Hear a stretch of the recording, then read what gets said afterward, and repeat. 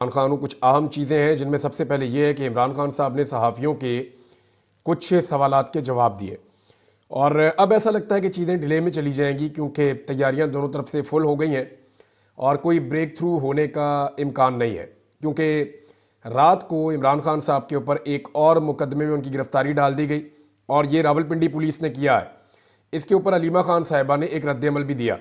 पाकिस्तान तहरीक इंसाफ को इस बात की उम्मीद थी और बहुत ज़्यादा उम्मीद थी कि 24 नवंबर के एहतजाज से पहले इमरान खान साहब की रिहाई हो जाएगी, लेकिन रियासत ने ऐसा नहीं किया। देखिए, इमरान खान साहब बेगुनाह कह दें ये सबको पता है। आखिरी मुकदमा था उसमें भी उनकी ज़मानत हो गई, ये भी सबको पता है। लेकिन अब ऐसे मुकदमात में जिनसे इमरान खान साहब का ताल्लुक़ नहीं है, फ़ौजदारी नौइयत के मुकदमात हैं कि जी पत्थर मार दिया, रोड़े मार दिए, लड़ाई कर ली, फ़ौजदारी मुकदमात बना दिए।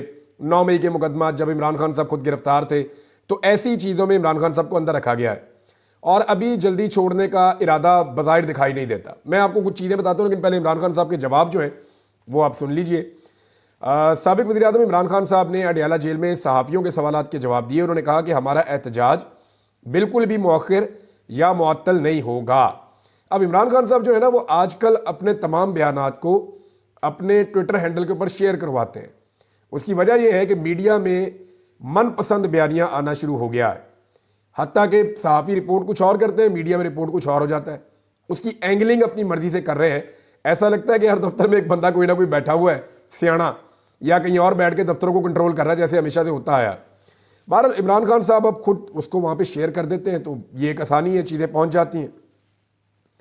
उन्होंने कहा कि अगर मुज़ाकरात में हमारे 3 मुतालबात के हवाले से बात ठोस अंदाज में आगे बढ़ती है तो इस्लामाबाद में हमारा एहतजाज जो है वो सेलिब्रेशन में बदल जाएगा। जुमे से हमारे यानी उन्होंने कहा जी कि जुमे से हमारे काफ़िले 24 नवंबर के एहतजाज के लिए निकलना शुरू हो जाएंगे। ताली दोनों हाथों से बजती है। हमने एहतजाज और मुज़ाकरात के लिए अपना 3 नकाती एजेंडा दिया हुआ है और वो 3 मुतालबात आपको याद है ना। एक, मैंडेट की वापसी, दूसरा बेगुनाह लोगों की रिहाई और तीसरा ये जो 26वीं आईनी तरमीम है इसको ख़त्म किया जाए। अच्छा, जबकि दूसरी पार्टी अपने नकात सामने रखेगी तो बात करेंगे। मुज़ाकरात उनके साथ होंगे जिनके पास ताकत है। अब आप खुद सोच लें कि ताकत किसके पास है। फरवरी के बाद मैंने 2 कॉल्स दी हैं। 4 अक्टूबर को सिर्फ अपनी पार्टी को निकलने की कॉल दी और 24 नवंबर को पूरी कौम को निकलने की कॉल दी है, क्योंकि ये पाकिस्तान की बका और हकीकी आज़ादी की तहरीक है। मुल्क आइन के तहत नहीं चलाया जा रहा। अगर मुल्क आइन के मुताबिक चलता तो मुल्क की सबसे बड़ी जमात को निशाना ना बनाया जाता। तहरीक इंसाफ को इलेक्शन से बाहर रखने की हर मुमकिन कोशिश की गई, हमारा निशान तक छीन लिया गया। इसके बावजूद 8 फरवरी को होने वाला इलेक्शन हम 2/3 अक्सरियत से जीते। इलेक्शन फ्रॉड को हुए 10 महीने गुजर गए हैं। इतना अरसा गुजरने के बावजूद इलेक्शन ट्रिब्यूनल्स ने और ख़ुसूसन पंजाब में कितने केसेस का फैसला किया है। हमारे वर्कर्स और रहनुमा 1.5 साल से झूठे मुकदमात में बगैर किसी सबूत के जबर का सामना कर रहे हैं। उनकी ज़मानतें क्यों नहीं ली जाती?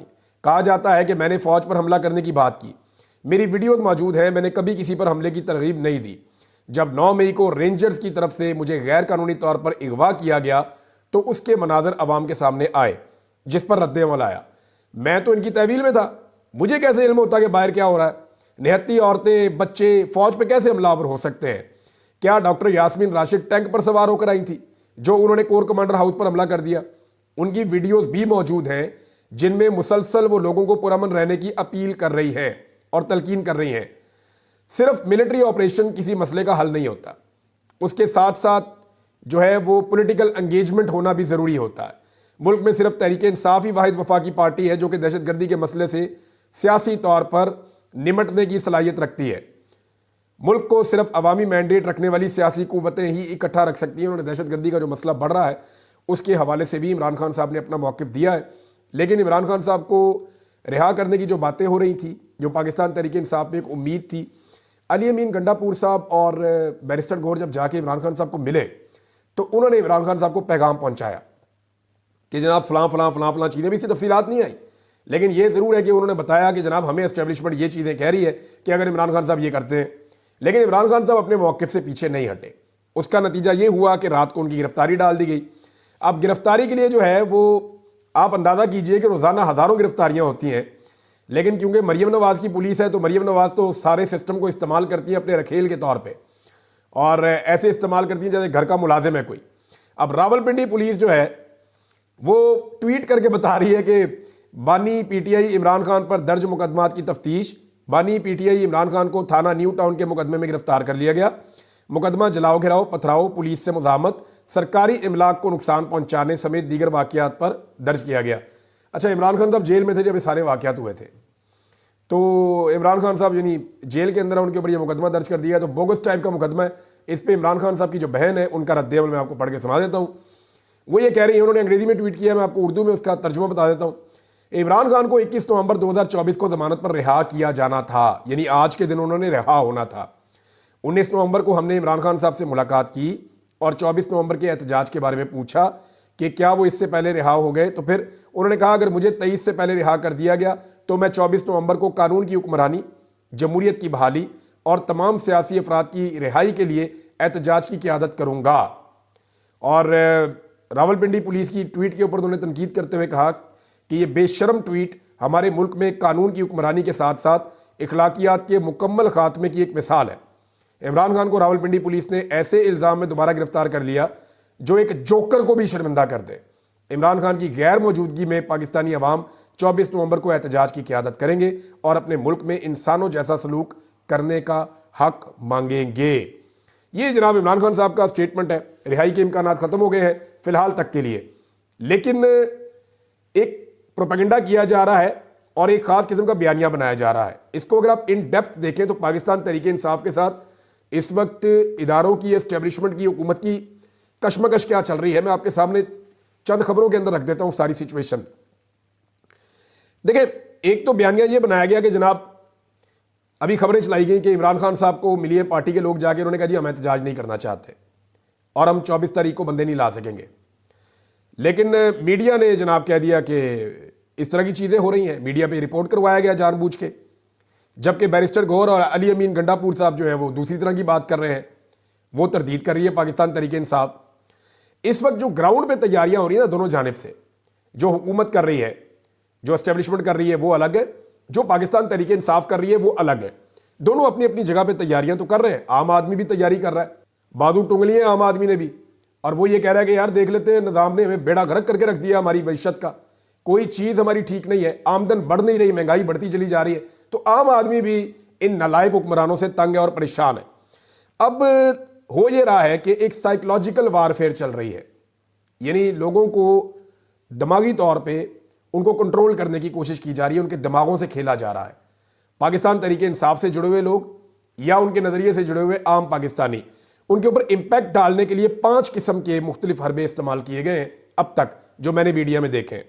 नंबर 1, ये बात फैलाई जाए कि मुज़ाकरात हो रहे हैं और दिन बदलने वाले हैं, इमरान खान साहब को बाहर निकालने की तैयारियां हो रही हैं। अब जो लोग इमरान खान के लिए जुड़े हुए हैं उनको ये खबरें दी जा रही हैं ताकि वो कहे जी ठीक है इमरान खान साहब बाहर आ जाना, माहौल ठीक हो रहा है तो एक्स्ट्रा एफर्ट करने की जरूरत नहीं है। नंबर 1।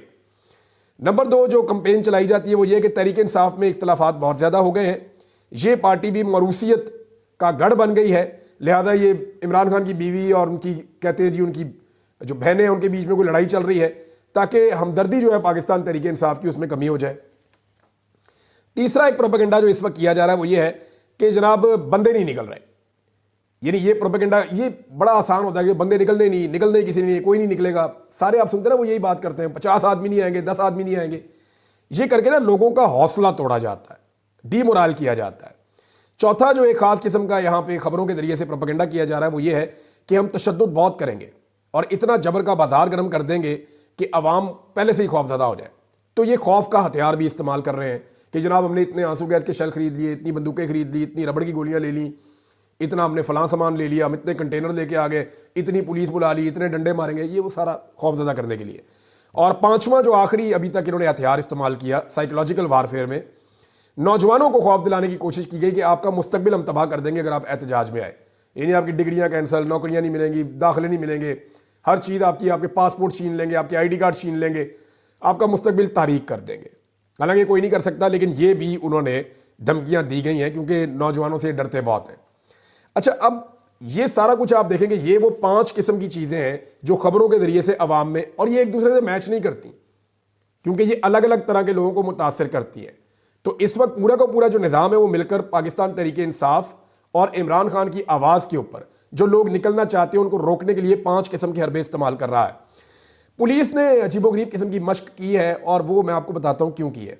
इस्लामाबाद पुलिस वाले इकट्ठे हुए, कुछ 1300-1400 बंदा था, उन्होंने जनाब लाइनें बनाई और निकल के उन्होंने एक वॉक की और रैली निकालते हुए उन्होंने नारे लगाए, नारे तकबीर, अल्लाहू अकबर, पाकिस्तान के नारे, और जैसे कोई जंग लड़ने जा रहे हैं। तो इस किस्म की पुलिस ने एक एक्टिविटी की है, ये हमने पहले माजी में कभी देखी नहीं। कभी भी हमने पुलिस को ऐसी हरकतें करते हुए नहीं देखा, ये पहली दफ़ा हमने पुलिस को ऐसा करते हुए देखा। तो मैं आपको बताता हूँ कि मैंने पुलिस के फ्लैग मार्च कवर किए हुए हैं माजी में। ये जो फ्लैग मार्च करती थी ना पुलिस, तो हम पुलिस से पूछते थे कि आप ये क्यों करते हैं। तो फ्लैग मार्च पुलिस जब डर जाती है ना, जब पुलिस खौफजदा हो जाती है या उनका मोराल नीचे चला जाता है, तो फिर फ्लैग मार्च किया जाता है। ये दुनिया भर में ये एक कॉमन प्रैक्टिस है, जिससे पुलिस वालों का डर निकलता है, उनका हौसला बुलंद होता है, उन्हें थोड़ी सी एनर्जी मिलती है। तो इसलिए फ्लैग मार्च करवाया जाता है। ये नॉर्मली दहशतगर्दों के खिलाफ होता है, या जो बड़े बड़े क्रिमिनल्स हैं जैसे कच्चे के डाकू हैं, इस तरह के मामला में फ्लैग मार्च करवाया जाता है। मुहर्रम के दिनों में नॉर्मली करवाया जाता था, दहशतगर्दी के खतरे होते थे कि पुलिस जनाब अपनी पावर शो कर रही है, थोड़ा सा हौसला आता है पुलिस वालों में, उनका डर निकलता है, थोड़ा मोराल बुलंद होता है, इसलिए ये होता है। अब ये जो पुलिस ने अजीबोगरीब किस्म की हरकत की है ना, इससे एक बात तो साबित हो गई है कि इस्लामाबाद की पुलिस डरी हुई है। वो बहुत ज़्यादा खौफजदा है कि अवामी रद्दअमल ज़्यादा होगा तो हम क्या करेंगे, क्योंकि लड़ लड़ के भी थक गई है ना पुलिस। अगली 4 लाइनों के अलावा मुझे पीछे कोई पुलिस वाला थोड़ा सा भी एक्टिव नज़र नहीं आया। यानी अगर मैं उनको गिनूँ तो 100 पुलिस वाले भी नहीं होंगे जो एक्टिवली इस सारे प्रोटेस्ट के अंदर, मैंने वहाँ जो जर्नलिस्ट थे उनसे भी पूछा है, जो एक्टिवली पार्टिसिपेट कर रहे थे वो 100 भी नहीं होंगे। बाकी सारे बेदिली के साथ उनके साथ वॉक करते हुए नौकरी पूरी कर रहे थे। तो पुलिस डीमोराल तो बहुत है और वो आवाम के साथ लड़ना भी नहीं चाहती, लेकिन मजबूरी है, नौकरी है, नौकरी पेशा आदमी, नौकरी की तनखरा की। अब ये जो एक्सरसाइज है, इसने ये बताया कि पुलिस ने हौसला छोड़ा हुआ है और उनका हौसला बढ़ाने की कोशिश की जा रही है। ये एक नई तारीख बन गई है, माजी में हमने ये चीज़ें होते हुए नहीं देखी। अब मामला ये है कि लोगों को कितना भी रोका जाए, एक बात तो कंफर्म है, इमरान खान की रिहाई के लिए बैरूनी दुनिया से जितना दबाव ओवरसीज पाकिस्तानी डलवा सकते हैं, उन्होंने मैक्सिमम एक्सीलेटर पे पांव रखा हुआ है। सोशल मीडिया जितना प्रेशर जनरेट कर सकता है, सोशल मीडिया ने भी किया हुआ है। अब पाकिस्तान तहरीक इंसाफ का कोई वर्चुअल जलसा हुआ है सोशल मीडिया पे, लाखों लोग उसको अटेंड कर रहे थे। यानी मेरे पास इंफॉर्मेशन है कि 1 मिलियन तक लोगों ने उसको अटेंड किया, छोड़ा, अटेंड किया, और लाखों लोग एट ए टाइम उसका जो है उसके अंदर देख रहे थे, उसके अंदर शिरकत कर रहे थे। बड़ा ह्यूज अमाउंट है लोगों का, इतनी बड़ी तादाद में लोग अटेंड करें, ये 5000 का नहीं कर सकते PMLN के लोग मिलकर, लाखों लोग वहां पे कर रहे हैं। इसका मतलब है मोमेंटम बना हुआ है, सोशल मीडिया काबू नहीं आ रहा। ओवरसीज पाकिस्तानियों ने एक्सीलेटर पे फुल पांव रखा हुआ है, पूरी दुनिया से प्रेशर बढ़ाते चले जा रहे हैं। और इस वक्त जो पाकिस्तान के जितने सफ़ीर हैं या जितने पाकिस्तान की रियासत के पास बाहर बात करने की कैपेसिटी है, तो एड़ी चोटी का जोर लगा रहे हैं, सर से लेके पांव तक पूरी कोशिश कर रहे हैं। ओवरसीज पाकिस्तानियों की मिन्नतें की जा रही हैं, लालचें दी जा रही हैं, थ्रेट किया जा रहा है कि इसको खुदा के वास्ते रोक लो एहतजाज को। अगर ये दुनिया के 3 दर्जन से ज़्यादा बड़े मुल्कों के अंदर, और वो ममालिक जहां पे हमारे हुक्मरान रिटायरमेंट के बाद जाकर रहना चाहते हैं, जहां हमारे सरकारी अफसरान रिटायरमेंट के बाद जाकर रहना चाहते हैं, उन ममालिक के अंदर जब इस तरह का मोमेंटम बन जाएगा तो बड़ी खौफनाक सूरत हाल हो जाएगी। और पाकिस्तान की सारी ट्रेड भी उधर ही है, पाकिस्तान पैसा भी उन्हीं से मांगता है और वहीं से पैसा लेकर पाकिस्तान अपना मुल्क चलाता है। अब इस सूरत हाल में ये प्रेशर बहुत बढ़ गया है। बैरूनी प्रेशर मुकम्मल है, जब तक अंदरूनी प्रेशर इस लेवल का नहीं होगा इमरान खान साहब की रिहाई नहीं हो सकती। ये बात मैं आपको कंफर्म कर दूं कि इमरान खान साहब की रिहाई के लिए पब्लिक ने अगर कोई रोल प्ले करना है तो वो उन्हें अब करना पड़ेगा। अदरवाइज फिर 24 तारीख गुजर गई, 25 गुजर गई, तो फिर ये एक लंबी कमेटी पड़ जाएगी, क्योंकि निज़ाम ये समझता है कि इमरान खान इस निज़ाम के लिए खतरा है, और इमरान खान ये समझते हैं कि डील किए बगैर मैंने बाहर आना है। अब इमरान खान डील में जो चीज़ें मांगते हैं वो हुकूमत दे नहीं सकती, ये निज़ाम भी नहीं दे सकता, तो रास्ता पीछे एक ही रह जाता है और वो है इलेक्शन। यानी अगर फ़र्ज़ करें इमरान खान साहब कहते हैं मैंडेट वापस करो, भाई मैंडेट वापसी का मतलब है अपनी चोरी को तस्लीम करना। ये पाकिस्तान की तारीख में लिखा जाएगा कि एस्टेब्लिशमेंट ने एक इलेक्शन छीन के, वैसे तो हमेशा ही छीना है, लेकिन इतने बड़े पैमाने पर छीन के पूरी हुकूमत ही बदल दी थी। तो इससे बेहतर नहीं है कि नया इलेक्शन करवा दें, बजाय इसके कि मत्थे पे चोर लिखा जाए इन सारी पॉलिटिकल पार्टियों के। लिहाजा वो ये कोशिश करेंगे कि इसको इस तरफ लेकर चले जाएं।